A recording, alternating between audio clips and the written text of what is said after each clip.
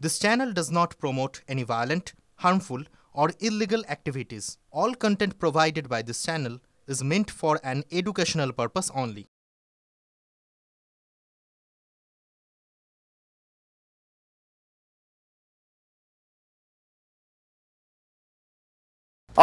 আরো একটা আপডেট এই মুহূর্তের সবথেকে বড় খবর বলা যেতে পারে। কিছুক্ষণ আগে আমার সহকর্মী সুমনের সঙ্গে কথা বলছিলাম। সুপ্রিম কোর্টে জট কেটেছে, ফলে আজ প্রকাশ পেতে চলেছে জয়েন্ট এন্ট্রান্স। আজ জয়েন্ট এন্ট্রান্সের ফল প্রকাশ পেতে চলেছে।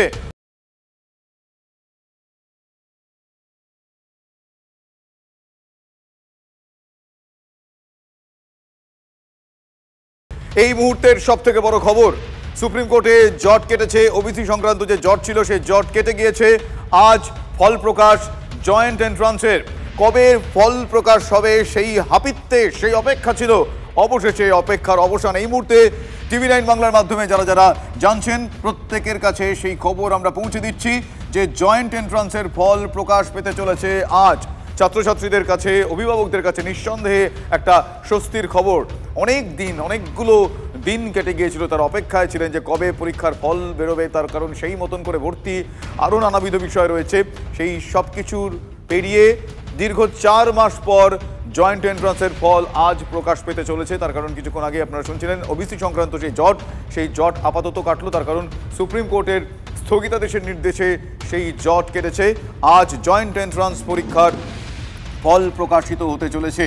সুপ্রিম কোর্টের নির্দেশ মতো ওবিসি জট আপাতত কাটায় এবং তড়িঘড়ি আজই ফল প্রকাশ পেতে চলেছে জয়েন্ট এন্ট্রান্সের। নিঃসন্দেহে এটা এই মুহূর্তের সবথেকে বড় খবর। তার কারণ একটা বড় প্রশ্ন ছিল যে কবে জয়েন্ট এন্ট্রান্সের ফল বেরাবে, কবে সেই ফল প্রকাশ হবে।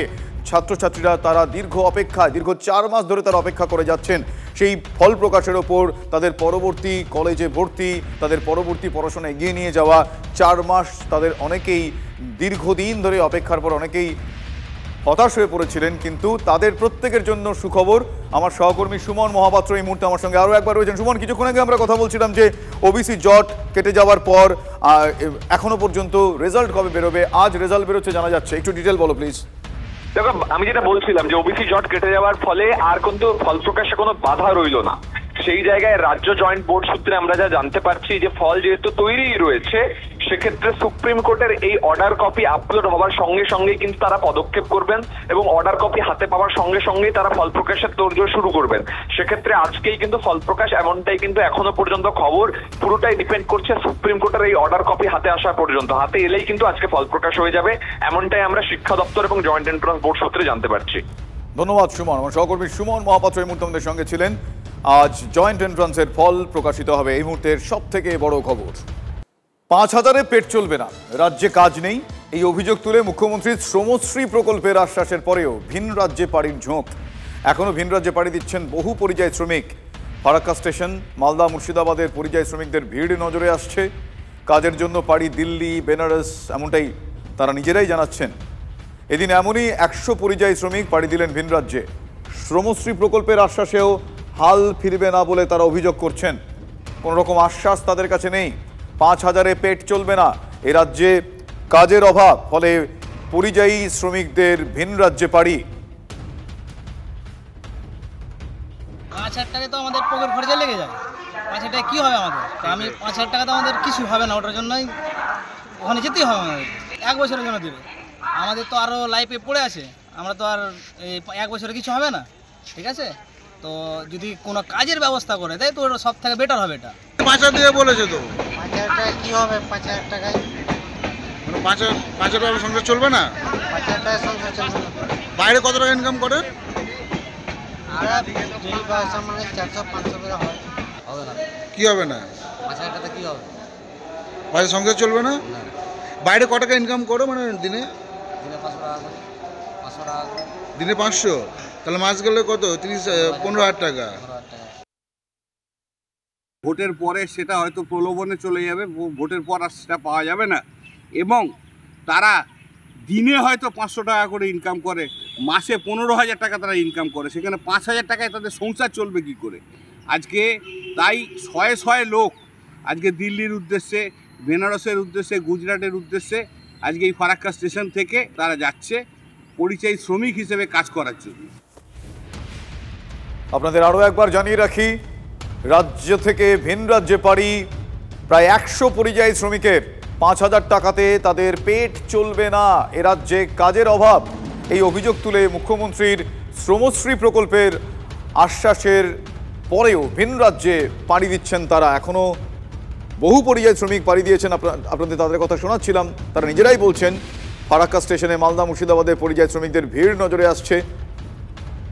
কাদের জন্য পাড়ি দিল্লি, কাজের জন্য তারা দিল্লি পাড়ি দিচ্ছেন, বেনারসে যাচ্ছেন, এমনটা তারা নিজেরাই জানাচ্ছেন। এই মুহূর্তে আমার সঙ্গে টেলিফোন লাইনে রয়েছেন তৃণমূল কংগ্রেস নেতা জয়প্রকাশ মজুমদার।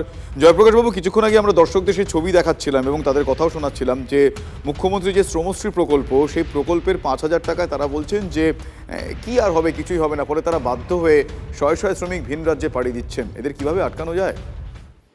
না, এইভাবে দেখাটা সম্পূর্ণ একটা নেগেটিভ অ্যাঙ্গেলে আপনারা দেখছেন বা আপনারা খবরটা পরিবেশন করছেন। আমরা তাদের বক্তব্য শোনালাম জয়প্রকাশ বাবু। আমরা কোনো 5,000 টাকা না, 5,000 টাকায় যে একটা একজনের রোজগার, তাদের সংসার চলবে, এটা তো রাজ্য সরকার বলেনি।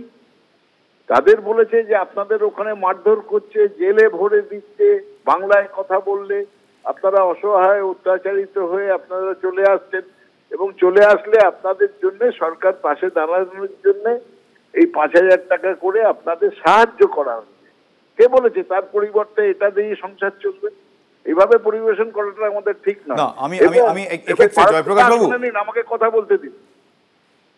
আর ভারতবর্ষের যে কোনো জায়গায় গিয়ে যে কোনো লোকের কাজ করে খেটে খাওয়ার অধিকার আছে, সেটা ভারতের সংবিধান দিয়েছে।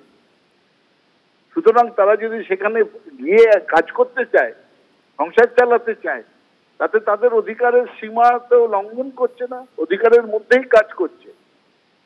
দায়িত্ব হচ্ছে প্রত্যেকটা রাজ্য সরকারের দায়িত্ব হচ্ছে সমস্ত ভারতবাসীকে তাদের নিরাপত্তা দেওয়ার।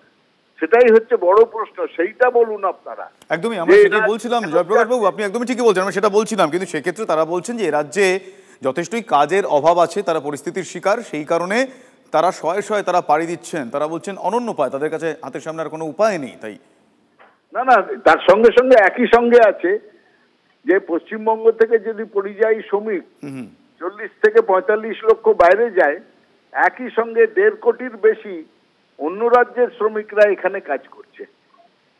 সুতরাং একটা তো ভারসাম্য থাকতেই হবে। অনেক ধন্যবাদ আপনার প্রতিক্রিয়ার জন্য জয়প্রকাশ বাবু।